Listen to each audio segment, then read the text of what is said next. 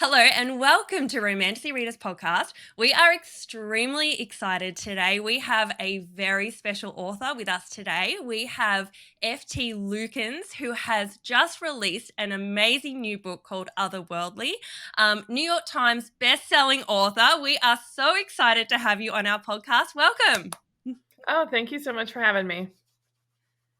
So you've obviously had a really busy week with the release of this book. It's just come out this week. Tell us all about it. How's your week been so far? It like you said, it's been busy. The book came out on the 2nd, and so I had a launch event at my local indie bookstore, Malaprops Bookstore. I went over there and signed a bunch of books too, which was fun.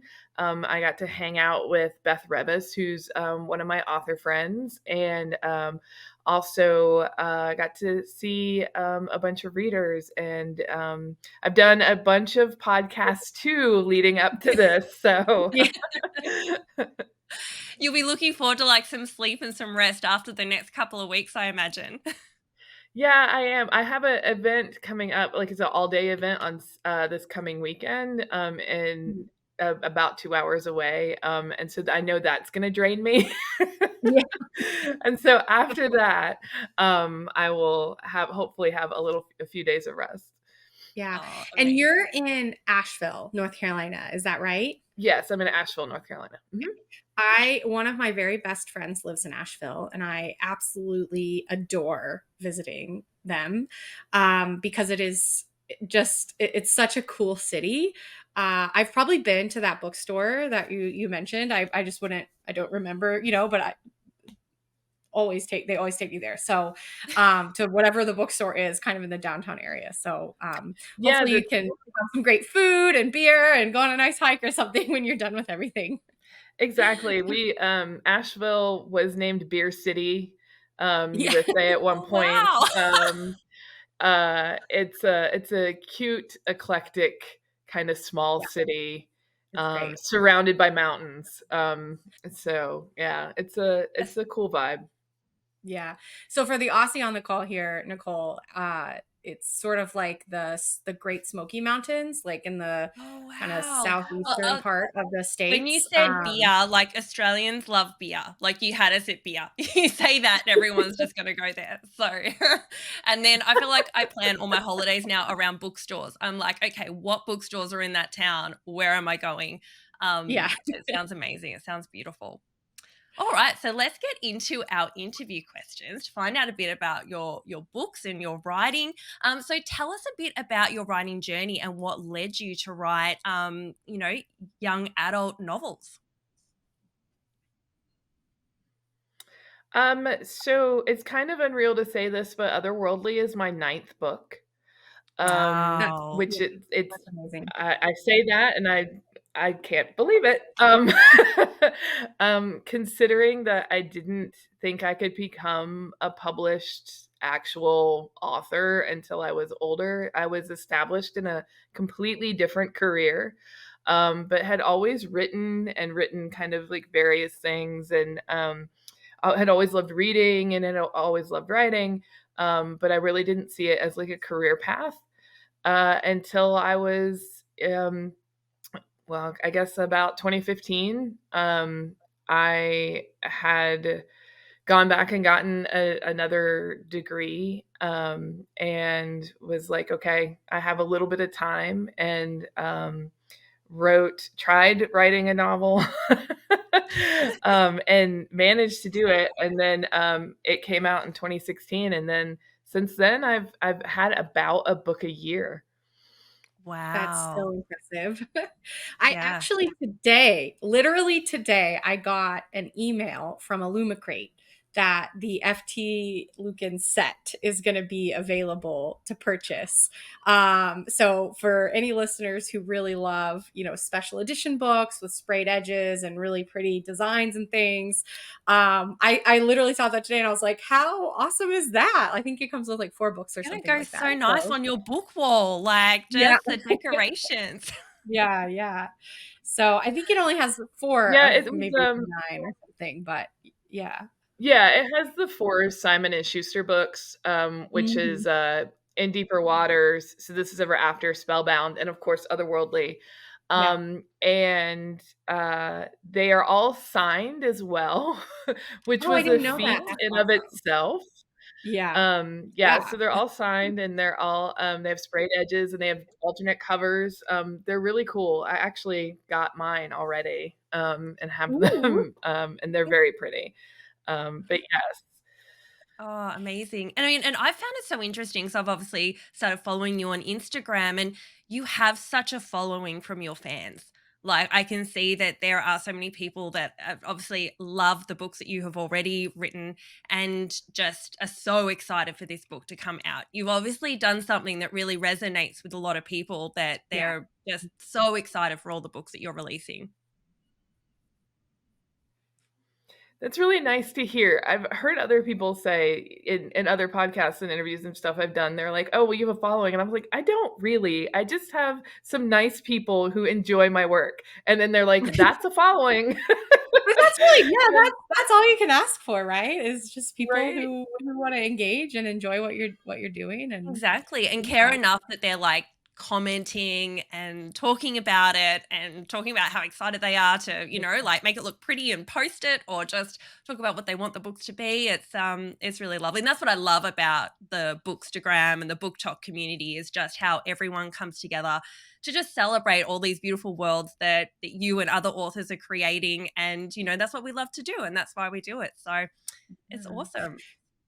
So Alright, so diving in we were gonna no, do no, no, you go. You're the questions next. so so diving in, obviously, to Otherworldly, how would you describe this series to readers? Are there any comparable series or mashups of comparable series that you like to use to describe the book?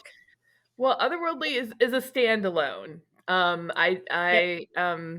Don't the past 4 books have all been standalones. But it is a um it's a some people have said it's a cozy fantasy paranormal romance. It's a weird book. I love it. It has a lot of horror tropes in it too.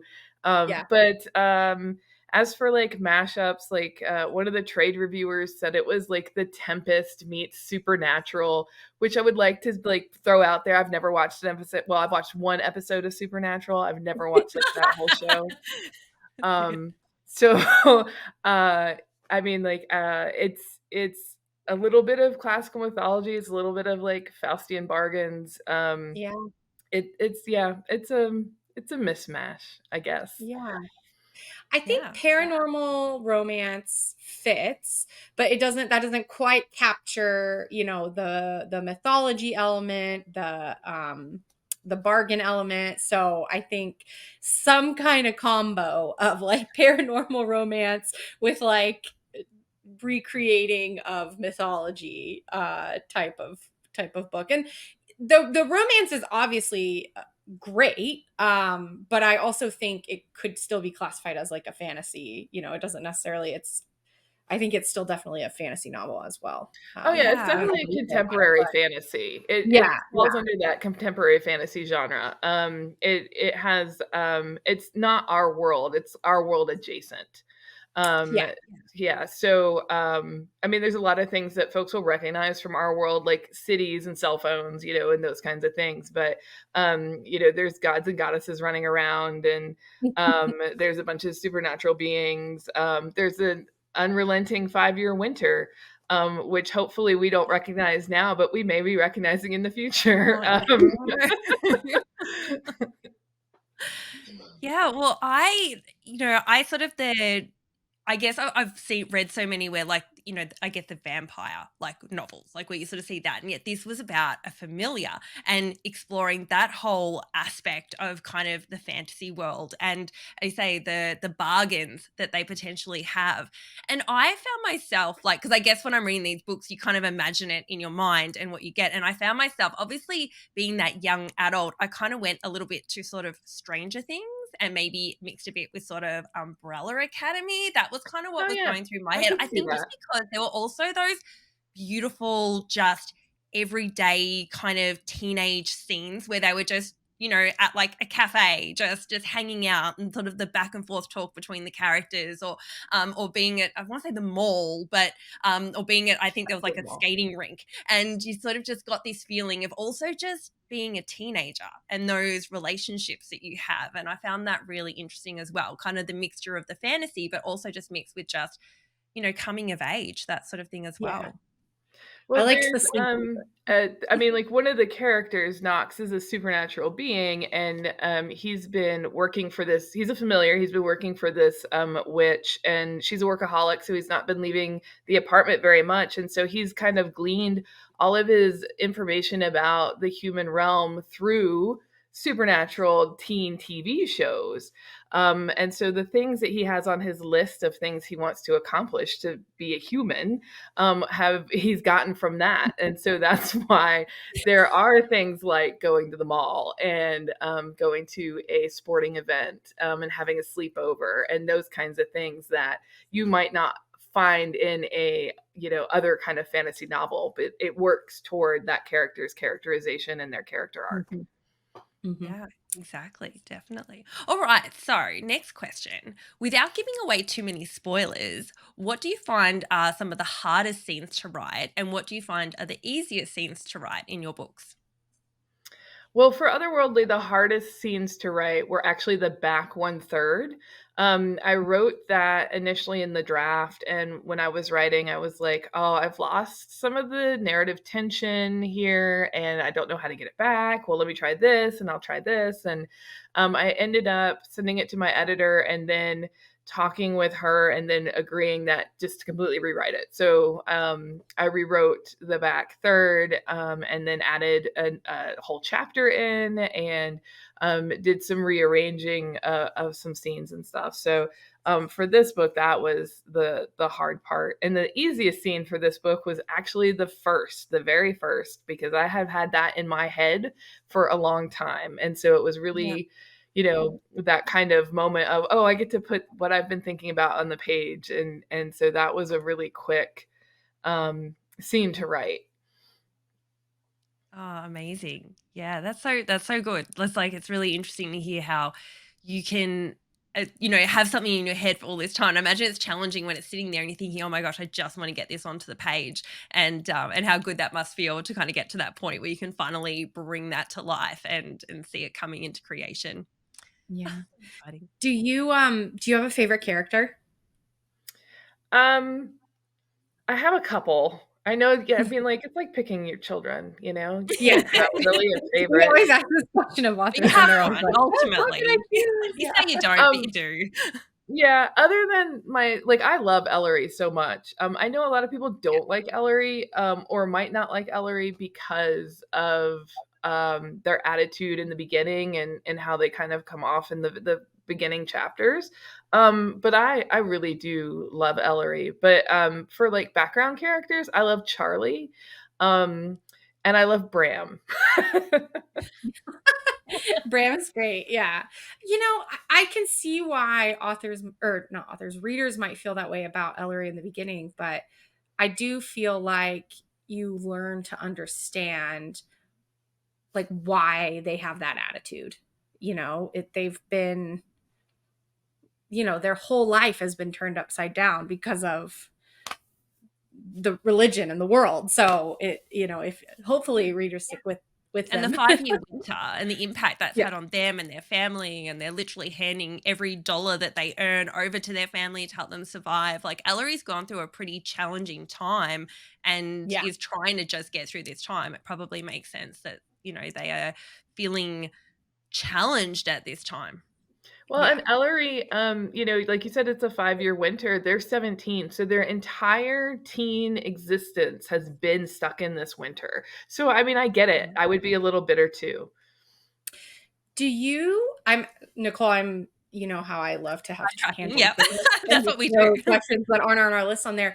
But you know, that's really interesting when you put it that way. Like, do you find any parallels between this endless 5-year winter and what teens today had really gone through for their high school experience because of COVID? Was that an intentional thing or just kind of like an interesting place that the coincidence. book ended up. Yeah. Well, I mean, it's an interesting parallel. I wouldn't say that it was something I was actively thinking about when I was writing it, but I was, thinking about teens who have to, under certain circumstances, to grow up quickly, have to work Oh, during, yeah. their teen years. Like I had jobs when I was a teenager, and I worked all through college to be able to, have a college experience kind of thing. And so I know that there are, a subset of teenagers out there that do have to make hard choices and hard decisions, and do have to work. And also may have to have those kind of difficult conversations with their Yeah. parents or their caregivers or guardians.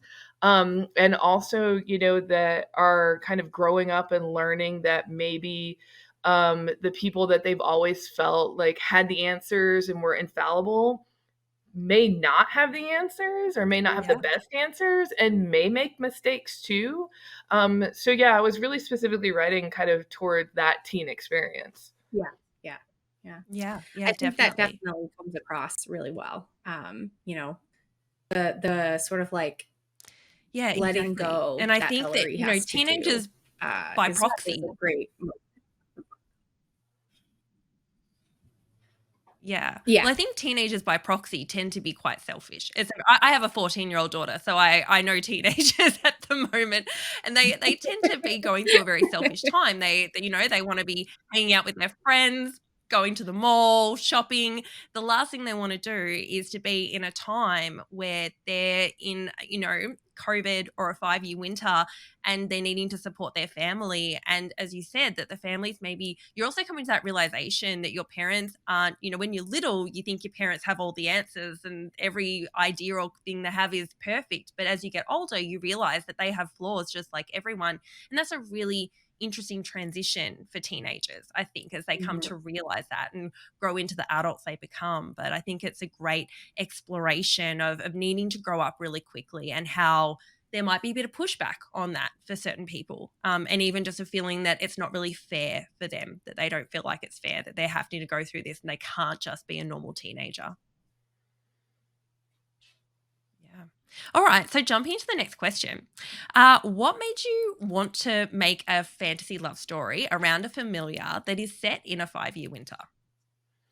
This story really started with the idea of wanting to write the dynamic between a skeptic and a supernatural being because I really just wanted to explore that kind of dynamic and relationship of how fun it would be to have someone that just doesn't believe in anything, and then they have to work with someone that can do magic and kind of throws their whole belief system askew.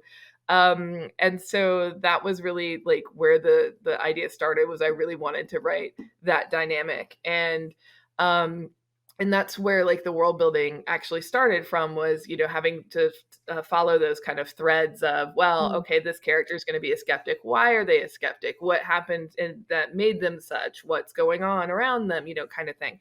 um and so that's really what I that's really what I wanted to do. I just hadn't explored something like that yet in any of my novels. And so I wanted to do that. And I wanted to, of course, write it in I only write fantasy or sci-fi. So that's why it's in a fantasy space. And so, yeah, that's really where it started. Do you love the young adult space, or are you tempted to move into more adult style of books or other kind of genres? I love writing for young adults and teens. And it really is just because, one, the teen readers are so passionate about their favorite books and their favorite authors. And they, when you hit your teenage years, if you are an avid reader, sometimes that love of reading can be, snuffed out a little bit by all the required reading you have to do in high school. Mhm. And so I'm hoping that like my books will find that audience that is, maybe their love of reading is dwindling a little bit and they want something light and fun, and or it may be a reader that just doesn't that hasn't been a like avid reader in the past, and or maybe they don't even read fantasy and they find a fantasy that's accessible, so that's really kind of where the space I like to be in is targeting that audience. I would say I wouldn't say I would never write an adult, but it's not like right now. That's fair. Yeah. Well, it's interesting because, as I said, I've got this 14-year-old daughter, and my they don't really want to read that much, and they only read what they have to through school. And she just can't believe that I love reading, like, because I'm obviously obsessed with my romantasy books. I've got all my fantasy and romance, and I just can't get enough of it. She's like, why are you like choosing to read? And I'm like, but you need to read these books. I'm like, once you read these books, you'll understand. But she always just like reads the first 2 pages. And then she's like, oh, I wasn't like immediately drawn into it, so I'm not going to give it a go. Whereas, of course, you kind of go, got to give it a couple of chapters, then you'll realize. But I so agree with you that I think for so many kids nowadays, to kind of find books that actually are just about sheer enjoyment and actually the benefits that can have for you in the future. Because when you grow up and you work and that, you often do have to do a degree of reading. That if you can find joy in just reading the things that bring you joy, I think that just is so impactful. And obviously, we're converted. Yeah, we read a lot. I understand. I also have a few children in my household, and of 2 of them are not readers at all, and I'm like, come on, guys. I mean, this is what I do for a living. I'm a writer, yeah. And then the other one only reads horror, and I'm like, whatever works. You don't. I'm happy. In my books. I'm happy that she's reading, but I'm kind of like, do you want to read a fantasy or sci-fi? I mean, I have recommendations, and I can point you to the great authors. And she's like, no, I just want to read these horror books. And I was like, okay. As long as they're reading, Yeah. right? Okay, switching gears a little bit, going back to a lighter topic. Obviously, we've talked about how the world is set. You kind of enter in when there's a 5-year endless winter. Would you yourself thrive in an endless winter, or are you a hot weather person? Absolutely not. The mountains of North Carolina is as cold as I get. I mean, like, this is, and even sometimes I'm like, I'm a little done. I'm not a hot weather person either. I will not go further south. So I have to have all 4 seasons. But they cannot last for like all the time, like when you get up into like Pacific Northwest or like Midwest North or even Northeast, and they have winters that are, starting October, and in April they still have snow. No, that's too long for me. Thank you.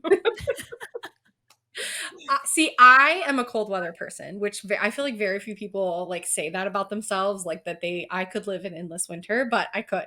So I was like, oh, this is a dream. Like, if it could just be cold all the time, I would be so happy. Like, I am not a hot weather person. I love the snow. I love the cold. So that was the fantasy was my fantasy. I am the polar opposite. A 5-year winter is my nightmare. Like, I need hot weather. I don't actually I have really bad circulation. My body won't cope. So I am all for, like, if I'm going on a holiday, it is always in summer. Like, guaranteed I'm going in the summer, I'm escaping winter. So I would definitely, I'm quite happy to not have seasons. I could just have hot weather all year. I mean, maybe not like too hot, like just like nice. But yeah, I'm definitely on the other end of the spectrum.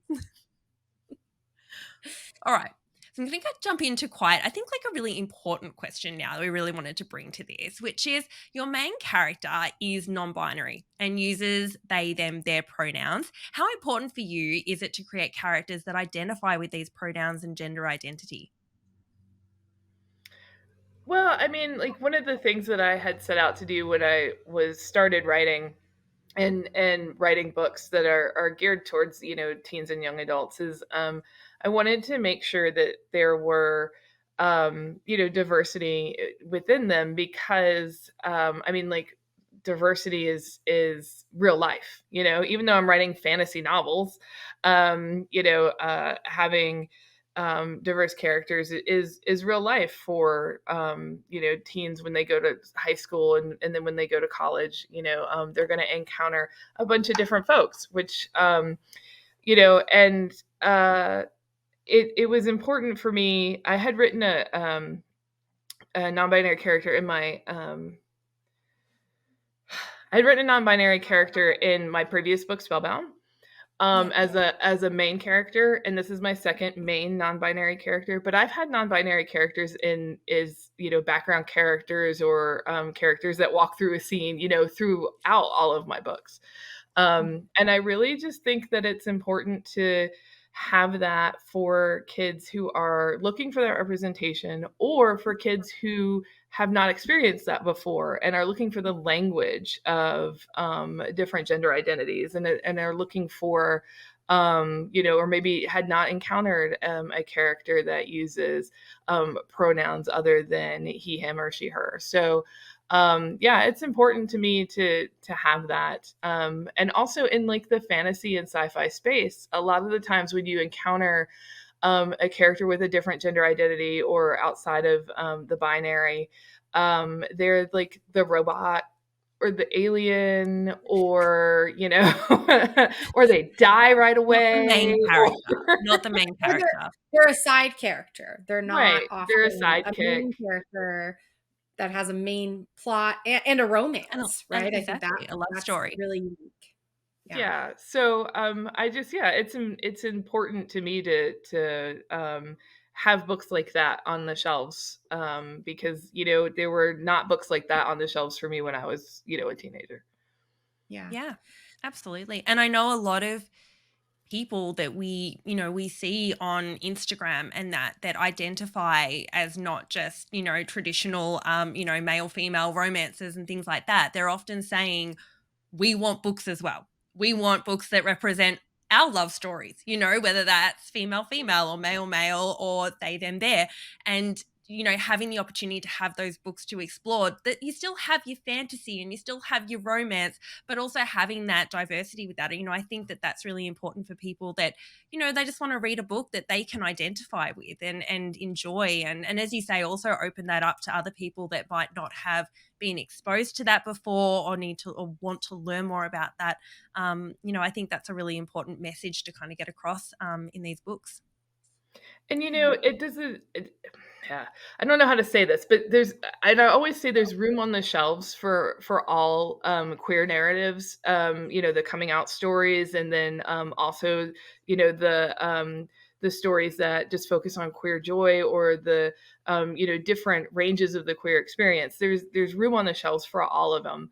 But for me as an author, I like to focus on just having queer characters that get to have an adventure, or get to have a romance, and get to have that happy ever after. And that's kind of where I kind of focus my attention. Yeah. That's great. So when you are creating your main characters, do they sort of like come to you? Do you have something in mind? How do they evolve? Do you have particular types of characters you like to write? How do your characters come to life in your brain? Well, I have, for the past 2 books, I have written a grumpy sunshine Yeah. kind of dynamic, which I didn't really mean to do, but that's just the way it's kind of panned out. Yeah. But yeah, for different characters, it really is, kind of thinking about what the character arc is going to be, and what is the theme that I'm going to try to get at, sometimes successfully, sometimes not. And kind of like I said, with this, it started with the dynamic of wanting to write these kind of 2 opposing viewpoints of belief, and then kind of creating the characters from there, and diving into their backstories, and thinking about like how are they going to interact with other characters, how are they going to move around in this fantasy world, interact with the world itself. And it really is kind of a thought process of and making sure they're well rounded, and fleshing them out, and especially even with like the side characters that are in this novel, even though that they you only see them interacting with Ellery and Knox because they're part of that Ellery and Knox's story, but they have full on fleshed out lives too. That might not 100%. make it on the page, but it's kind of obvious that Charlie and Zeta, they have lives outside of Ellery. Lorelai has a life outside of, when she comes into Ellery and Knox's story, and making sure that that's also seen, and in tidbits, and that makes them well-rounded characters as well. Yeah, you definitely see that. You get that impression. I think the way you've written a lot of those scenes, you get the idea that they've got things going on as well, and they've kind of come together to talk about particular, but you can kind of feel that they've got their own things going on or their own relationships. And as you say, you really created really three-dimensional characters for those side characters. They're not just there to benefit Ellery's story. They're sort of there with their own lives as well, which makes it feel very real and realistic, even though it's a fantasy novel. And Bram will tell you that he has a life outside of having to, worry about this human that he doesn't even want to talk to. And yeah, so he's very kind of adamant about having that other life. Absolutely. Okay, so what kind of books do you read when you aren't writing, or do you have anything that you're currently reading? I try to read outside of the YA space and try to read it like a diverse range of things. It doesn't always seem to work out that way. And I end up reading a lot of YA novels, which is great too. And I love reading them. So right now, I just read, I'm in a book club. So one of the things I'm trying to do is I have a book club with a bunch of friends, and I really joined it so that I would read their suggestions, because I was kind of being stuck in a YA space. Now, have I been able to do that? No. I've only been able to read one of the books, which actually happened to be a YA book. So, um, but our January book was So Let Them Burn by Camilla Cole, which is Jamaican Joan of Arc with dragons. Yeah. Our book for March that I got checked out from Libby and then had to return it without ever reading it, was A Lady for a Duke. I think it's by Alexis Hall. That might not be her name, but it's A Lady for a Duke, or their name. I'm not sure about the author. Sorry about that. Oh, that's all right. And then next month is She Who Became the Sun, which I also have checked out, and I'm really looking forward to reading or listening. I do audiobooks, to listening to. And I hope I have time to do it. Yeah. It is a really great book. I definitely make time for that one because I have not gotten around to the sequel yet myself. So I'm with you. I'm always behind in reading, but especially now that I have a podcast and 2 book clubs and my own interest in reading and arcs and everything else that you're doing. Yeah, but it's really, really great. Really good book. Do you have any one of my friends authors? really highly recommended it. Mm-hmm. I'm sorry, I didn't hear you. I was going to say, do you have any favorite authors or books that are your favorites? Well, my favorite authors are all that kind of 80s and 90s fantasy and sci-fi. So folks like Douglas Adams. I could always read Douglas Adams. I reread Hitchhiker's Guide all the time. At least once every couple of years, I'll reread all of Hitchhiker's Guide. Classic. Yes. But for current authors, I love Jason June. And their new book, what was it? The Spells We Cast. Came out, I think it was last year, and it was really good. I enjoyed that one. I love Ryan LaSala, and anything that he writes. The Honeys is just one of the best books I've read in a long time. I really, really enjoyed that. Let me think. Who else? I mentioned Camilla Cole already. Her debut just came out, and I'm really excited for the sequel of that, Camilla. Anytime. Release would be great. Left us on a little bit of a cliffhanger there. Oh, they love to do that to us.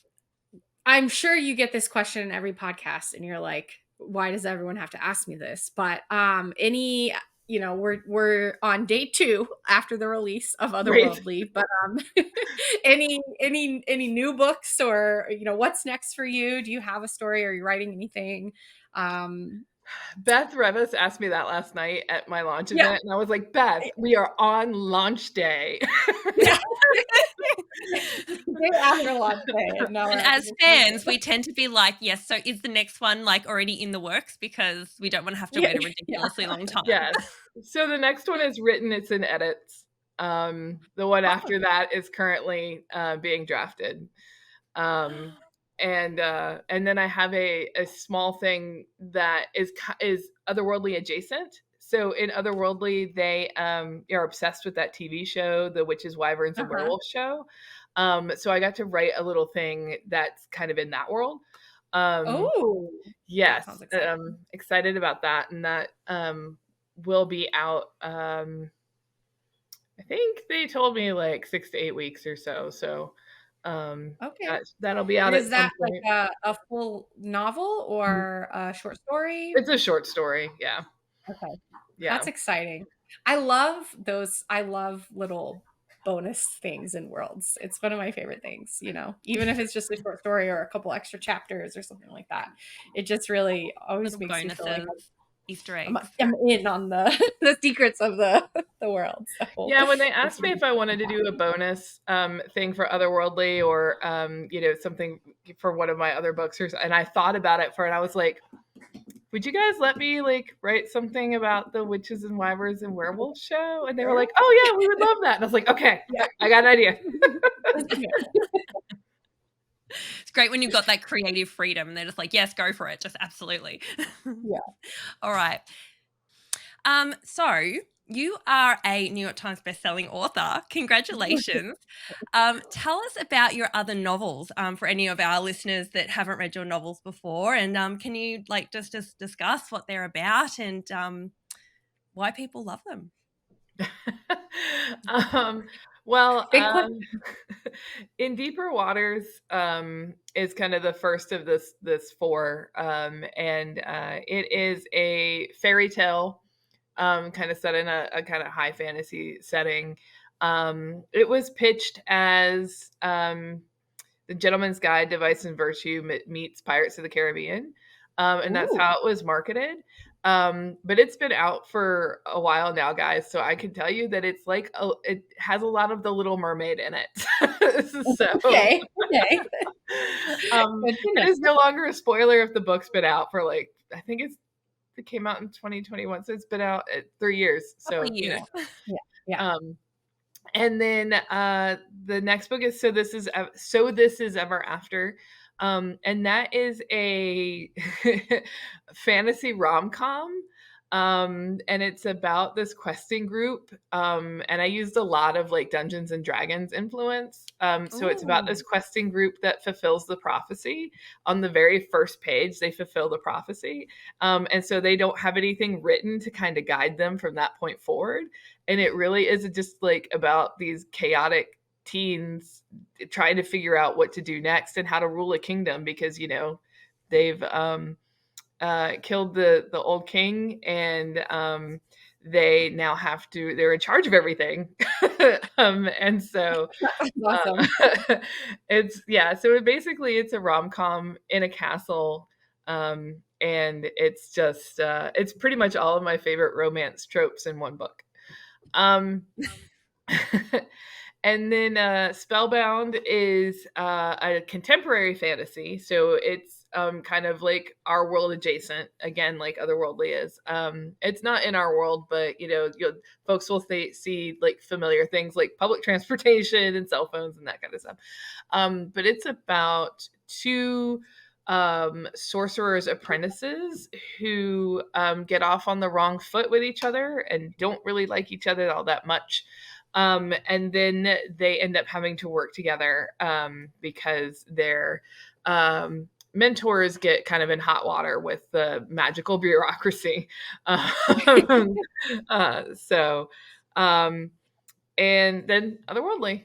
So that, yeah, those are everything I write is kind of in that contemporary or high fantasy space. Yeah. And my next book is another contemporary fantasy, and then after that, I want to get back to like comedic fantasy. So Yeah.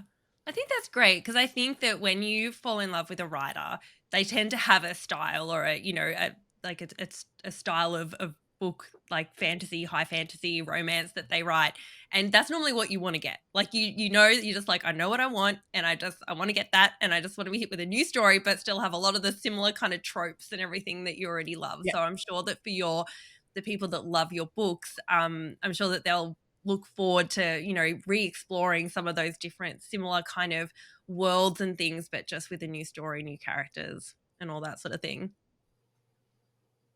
Yeah, beautiful. All right, well, that's the end of our question part of our interview.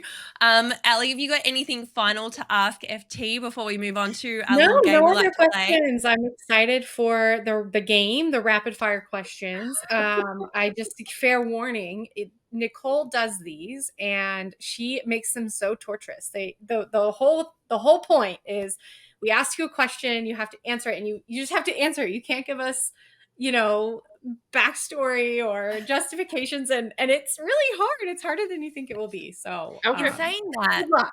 Good luck. we normally say that you can't give us the reasons why. However, we've had a few authors on recently and they have I can't help provided their myself. reasons why, and that's actually been really interesting content. So I'd say that because you're an author, you are allowed permission to really quickly give us a reason why you've given us the I'm answer that not you allowed. have. I You get special privileges, basically. So, okay, all right, all right. all right, awesome. All right, you all ready? Mm-hmm. Beautiful. Okay.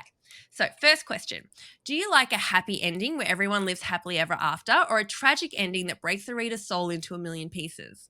Happy. What do Us you too. think is the ultimate magical power a character can have? Teleportation, like Nightcrawler in the X-Men. Nice. Love it. What TV series or movie is most similar to Otherworldly? We kind of touched on that, like Supernatural, but like I've not watched that. So maybe Stranger Things. I know. I love it. All right. If Otherworldly was a TV show, do you have a dream casting for Alleria Knox? No, I hate that question. I get to ask that all the time, and I just dislike it because I have no clue. Not even just like they kind of like this. It's like they're a completely unique individual one. All right. No. Do you prefer to follow traditional romanticy tropes like enemies to lovers, happy ever after, or do you prefer to break the rules? I love a good trope. Mm-hmm. Mm-hmm. Mm-hmm. Good question. All right. Who is your favorite romanticy YA author?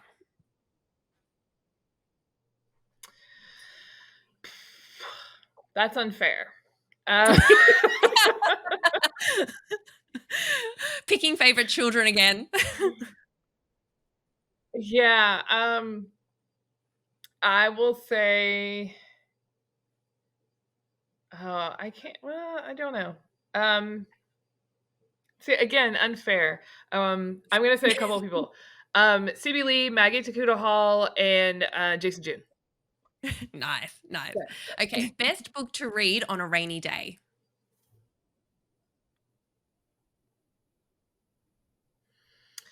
Um, The Hitchhiker's Guide to the Galaxy. Yeah. Always a classic. Always a classic. All right. What is your favorite thing about the romanticy fantasy world that you created?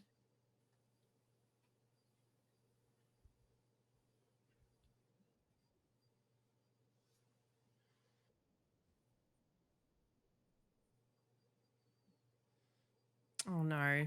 Did we I cut think out I for a might need to. second? I think I'm You jumped. guys I froze think for we a don't have long a good time. connection.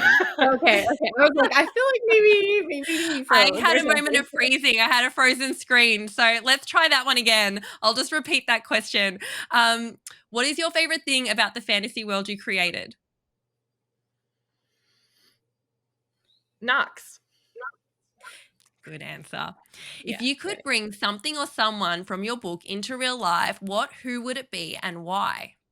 Nothing. No in this winter. That No, world can no stay super. there.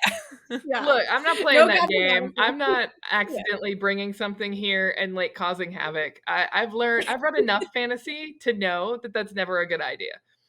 Yeah. We'll end up with a 5-year winter and then it's all downhill from there. Yeah. Okay. If you could become a character in your own book, who would you play and why? Again, no. But in Otherworldly, if I could, I would love to hang out with Charlie and Bram at the end of the book. When there's a mention of those two hanging out, I would like to be the fly on the wall there. Yeah. Yeah. You Yeah. mean you don't want to go be a 17-year-old again? Oh no, no way. We've done it once. That's enough. I really want to hang Amazing. out with Well done. Laura. Well done. Yeah, that's the end. Yay. You made it through. We aim to You make didn't it a ask little me bit this question, painful. but you didn't ask me this question, but I just wanted to add that I really want to hang out with Lorelai. Lorelai seemed like really cool. Lorelai is really cool. Yeah. Actually, I really enjoyed creating Lorelai and Bram and even the goddess and Aubrey and all those, but not Hale. Everyone should hate Hale, and no one should like him. Nope. Definitely not.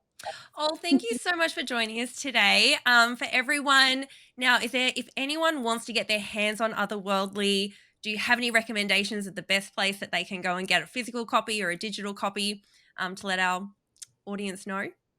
Well, Otherworldly is available everywhere, and like you said, it's in ebook, audio, and physical copies.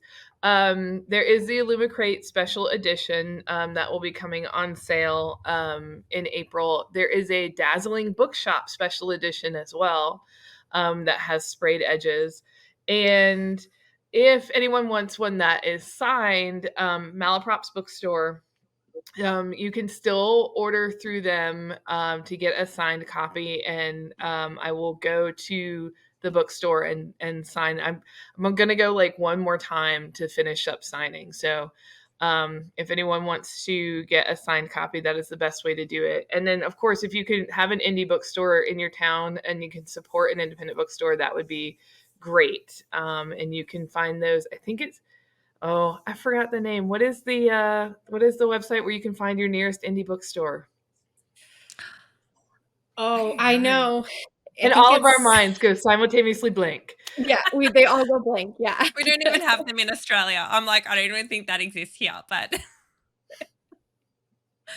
Just Google like independent bookstore near me, and usually you can find it. we will look it up and we will attach the link to our Spotify and YouTube so that you will be able to see it for anyone that's watching. So we will have that there for you. But thank you so much for joining us today. Best of luck with your release. Thank you for coming on to our podcast, and we look forward to chatting to you again soon and reading your next books. Yeah. Well, thank you so much for having me. And I really enjoyed being here with you guys, and loved your rapid fire questions. Those were great. Thank you. Awesome. All right. Thank you. Bye.